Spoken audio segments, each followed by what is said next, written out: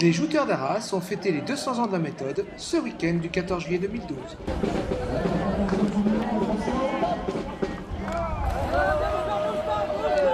Alors Philippe, aujourd'hui grand événement pour les jouteurs d'Arras? Oui, en effet, on fête les 200 ans d'existence des joutes nautiques à Arras. On a commencé hier par l'inauguration de la capitainerie qui est derrière nous. Aujourd'hui, donc un programme de festivités avec une porte ouverte tous à l'eau. Quelles ont été les évolutions de ce sport local? En fait, on était un sport avant tout au départ, si tu veux, assez local. Aujourd'hui, depuis on va dire une dizaine d'années, on commence à s'étirer sur la fédération. On est représenté au niveau de la fédération française, au niveau de la ligue. On est le club le plus épais de la ligue, le plus titré de la ligue et de la fédération au niveau parisien. Donc beaucoup d'évolutions, et avec l'outil qui nous a été livré hier, si tu veux, on va pouvoir maintenant développer le sport avec les collèges, avec la région, le département, les villes vont accueillir des scolaires, des jeunes pour pouvoir essayer de fédérer, pouvoir grossir l'effectif du club. Alors on m'a dit qu'il y avait différents types de joutes. Quelle est la spécificité de la rageoise? En fait, la rageoise, comme tu vois sur le bassin actuellement, il y a des cordes étendues au travers le bassin. C'est cette méthode qui a 200 ans aujourd'hui. Donc c'est une protection avec deux mousses, un plastron en bois, une lance en bois, et c'est une joute d'impact en fait. Donc le but est de faire tomber l'adversaire à l'eau. Et quelles sont les différences entre les autres joutes qui vont être présentées ici? Pour ne pas rentrer dans le technique, en fait, c'est une différence de bateau, une différence de protection, une différence de position, une différence de matériel. D'accord. Donc il n'y a pas de méthode spécifique, mais plutôt des matériels différents. Tout à fait. Donc tu pourras voir demain, dimanche, donc il y aura 5 méthodes en simultané. La méthode orsoise, la méthode parisienne, alsacienne, la lyon-girondine et la méthode arageoise. Et là, on pourra vraiment différencier les différentes méthodes par rapport au matériel présent sur le site. Eh bien, bon anniversaire. Merci à toi. 200 ans, tu les fais pas. Merci, c'est gentil. Le 14 juillet au matin a eu lieu un critérium minime dans une eau qui était quand même à 13 degrés. Ce midi, en fait, pour remettre le prix du conseil général. Donc ce matin, on a fait un critérium minime, donc on va mettre à l'honneur les jeunes.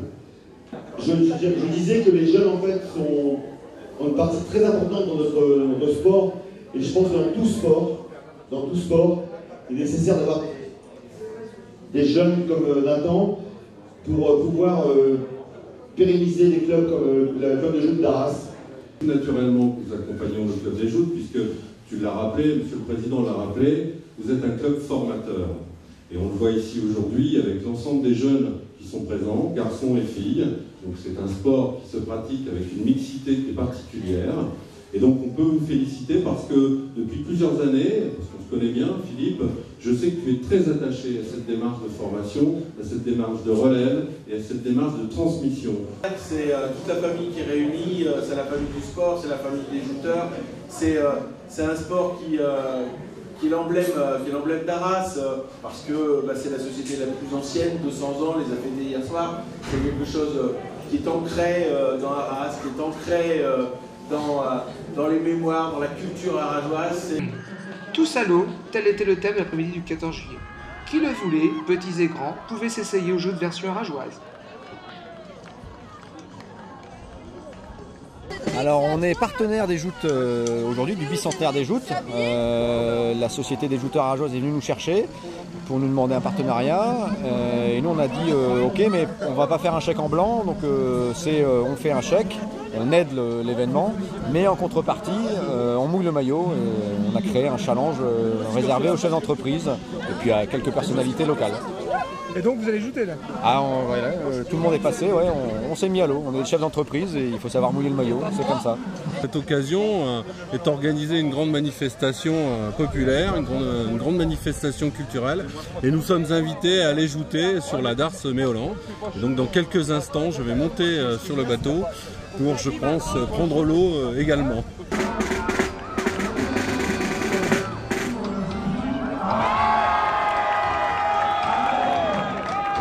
Écoutez, ça va, au sec. Au sec? Pour l'instant. Tu retournes après? Je ne pense pas.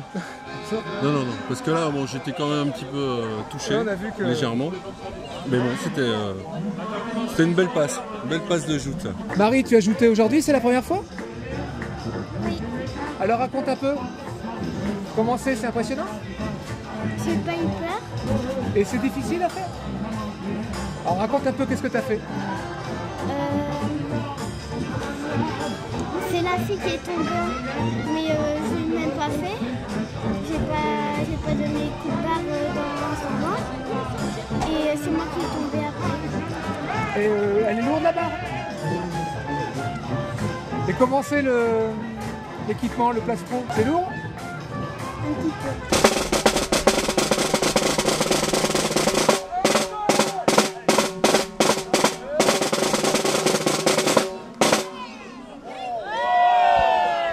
Alors qu'est-ce que tu fais aujourd'hui? Aujourd'hui je fais du tambour pour la joute nautique du 14 juillet. Donc de chaque côté du halage, il y a un tambour côté halage et un tambour côté quai pour donner un peu d'ambiance aux jouteurs sur le plateau. Et les musiques que tu joues sont spécifiques? Non, c'est des roulements qu'on a appris comme ça.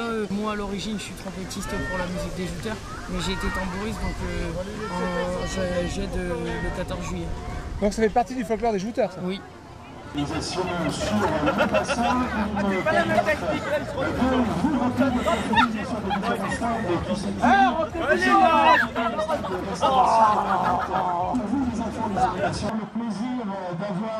Jeux d'hiver, restauration et structure gonflable, tout était prévu pour passer un très bon moment. La personne de Bernard Thibault, 10 fois champion de France de cette année. C'est une association borinoise qui fait partie du district et en même temps on est partenaire depuis 3 ans avec les joutes. Donc il était normal qu'aujourd'hui on soit là, on soit présent pour les 200 ans de la joute arageoise. Et il consiste en quoi ce partenariat? Alors le partenariat, depuis 3 ans, on fait du renforcement musculaire avec les joutes parce que justement ils avaient ce rendez-vous. Et donc ce rendez-vous en fait c'était un renforcement musculaire donc sur les muscles qui sollicitent, donc les cuisses, le dos, les épaules qui travaillent aussi beaucoup. Donc ils nous ont sollicité il y a 3 ans justement pour avoir un petit plus au niveau de leur conditions physiques. C'est un superbe feu d'artifice sur le thème des Jeux Olympiques qui a clôturé la journée.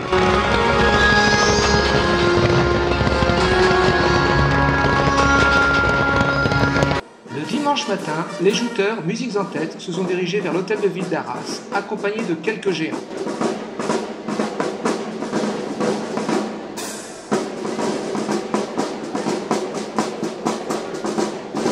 Nous nous sommes laissés dire que cela faisait 30 ans qu'il n'y avait pas eu autant de géants à Arras.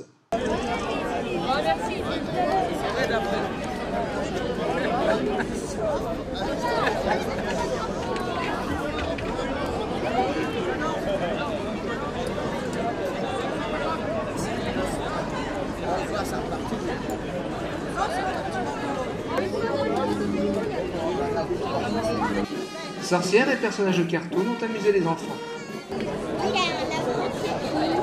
C'est le lapin dans Alice au Pays des Merveilles. T'as jamais vu? C'est le lapin qui est toujours en retard. Viens, Jess. Profitons de cette occasion pour découvrir quelques géants de la région. C'est Epona, c'est une déesse de l'agriculture et de la fertilité.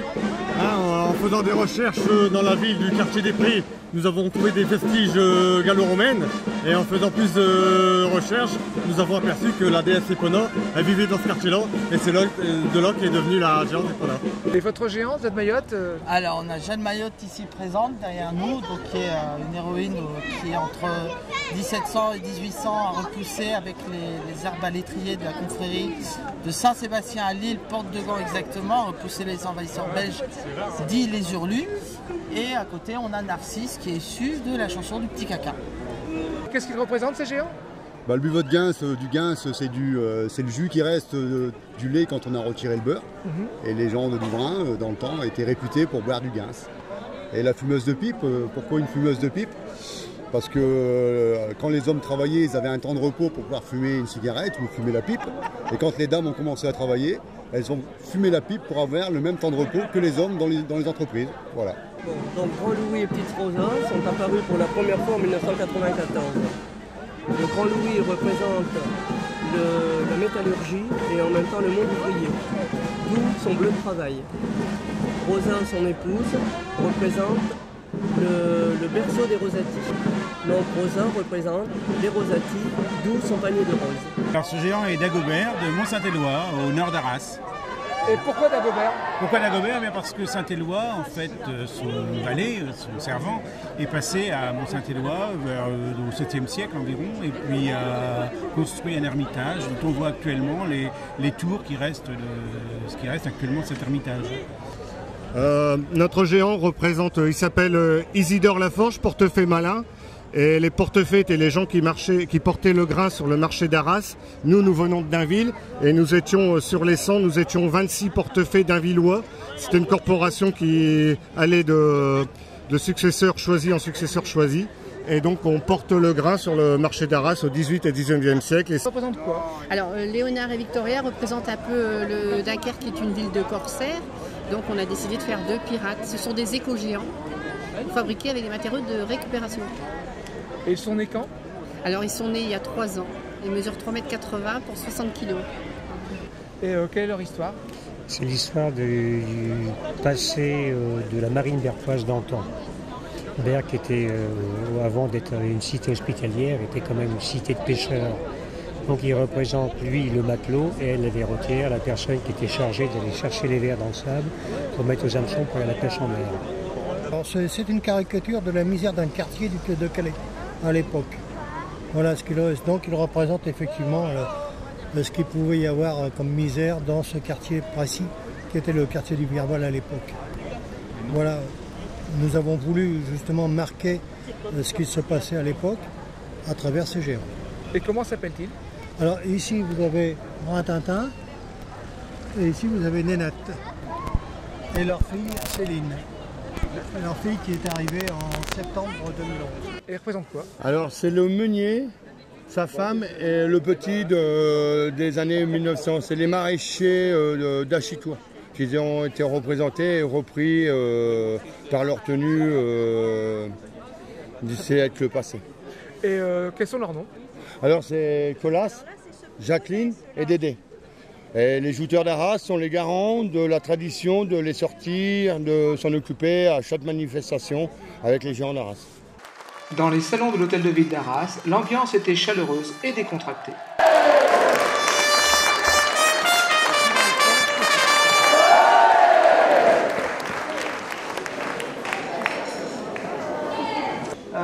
Je l'ai dit, la ville d'Arras est très attachée à la société des jouteurs, très attachée à son histoire, très attaché aux géants dont vous êtes les gardiens. Et c'est vrai que 200 ans, ça méritait un week-end un peu de folie, un week-end de manifestation, un week-end même d'exercice physique. C'est un exploit, un exercice sportif, c'est aussi un exercice physique. Ça mérite de l'entraînement, de l'assiduité, ça mérite aussi de la précision. Et ça mérite aussi d'être pleinement reconnu et apprécié pour les valeurs de rigueur et de compétition qui sont généralement les vôtres. Voilà, donc nous avons reçu partenaire un plastron qui a été réalisé par les compagnons du devoir, les compagnons d'Arras, les artisans qui apprennent leur métier et qui, autour de Bruno Daniel, à la commande de Philippe et de ses équipes, ont réalisé quelque chose d'exceptionnel qui trouvera bien sûr sa place dans les plus belles vitrines de l'hôtel de ville. Alors Martin, je te l'ai dit, mais avec ton avis, tu portes l'histoire d'Arras à ton niveau. Et c'est important que cette histoire, vous puissiez aussi la poursuivre, la cultiver, et réunir les jouteurs, les géants et l'IDAS. Ce sont 3 éléments importants de notre patrimoine. Retour au bassin du rivage pour une démonstration de 5 méthodes de joute. Certains habitants étaient aux premières loges pour assister à celle-ci. Les joutes depuis chez vous? Oui. Ça se voit, oui. Tous les ans. Alors, qu'est-ce que vous en pensez cette année? Ça va. C'est bien. À part le temps, comme d'habitude, à part le temps, bien sûr. Vous êtes aux premières loges? Tout à fait. En plus, on n'a même pas besoin de prendre des chaises. Voilà. C'est ça qui est bien. Et on peut se restaurer. Et voilà. Tout à fait. Bah nous, c'est la méthode traditionnelle de notre village, la méthode orsoise, que vous pouvez voir, avec 2 cordes tendues à travers le plan d'eau. Des tireurs dans les bateaux, 3 tireurs qui font avancer le bateau à l'aide des bras. Et la spécificité des jouteurs d'or, c'est qu'il n'y a aucun plastron, sauf pour les féminines. Donc la joute, c'est un sport, c'est un sport de combat à l'origine. C'est un peu pour se moquer des vilains autour des châteaux forts que nos ancêtres au Moyen-Âge ont inventé la joute, donc avec des embarcations précaires à l'origine et des bouts de bois. Ils se sont poussés comme ça pour se moquer un peu des joutes chevaleresques. Et on a gardé à Ors la tradition. Les dernières traces, c'est 1300 et quelques années. C'est vraiment. Il y avait un château fort dans notre petit village, un village qui compte 650 âmes, donc très petit, et la joute est restée traditionnelle. On a toujours gardé notre méthode de joute et on est la seule en France à pratiquer cette méthode. Vous êtes ici à Arras, qu'est-ce que vous pensez de cette manifestation? Splendide, magnifique. Les 200 ans d'Arras se sont très bien déroulés jusque-là. On va faire une démonstration avec les 5 méthodes ensemble. Ça va être super. Malgré le temps, on est là, on fait la fête. Et on fait honneur au club d'Arras en étant ici.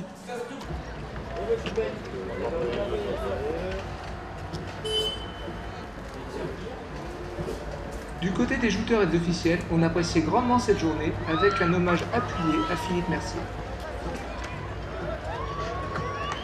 Tout d'abord, oui, c'est un grand jour pour Arras parce que 200 ans de club, c'est quand même important. Hein, et surtout pour le président M. Philippe Mercier, qui est un des piliers de notre ligue, puisqu'il c'est un des vice-présidents. Et surtout, c'est quelqu'un de très actif au sein du club d'Arras et qui mérite largement tout ce qui s'est passé ces jours pour l'inauguration de ce super local. La joute arageoise qui ne fait pas partie que vous voyez en ce moment, qui ne fait pas partie des joutes de compétition, mais qui existent à l'intérieur des sociétés, qui sont traditionnelles au club. Et on a bien sûr beaucoup de méthodes de joute qui sont pratiquées chez nous en Nord-de-Loire-Picardie, la joute lyonnaise-givardine, la parisienne, la joute alsacienne, qui sont des joutes compétitives pour les finales du championnat de France. Et aujourd'hui, c'est les 200 ans des jouteurs d'Arras. Qu'est-ce que vous pensez de la manifestation? Je pense que c'est une chose formidable. Et je peux dire là, devant tout le monde, que vous avez un président à Arras qui s'appelle Philippe Mercier, qui est un homme de caractère. Qu'est-ce que vous pensez de cette manifestation arageoise ce 14-15 Moi, je pense déjà que ça fait partie d'une histoire importante pour la région, surtout pour la ville et le club des jouteurs. Parce que 200 ans, et je pense pas, j'en connais pas d'autres qui puissent s'honorer d'un tel parcours, d'un tel palmarès, de suivi, sans rupture, même s'il y a peut-être eu des hauts débats comme de partout.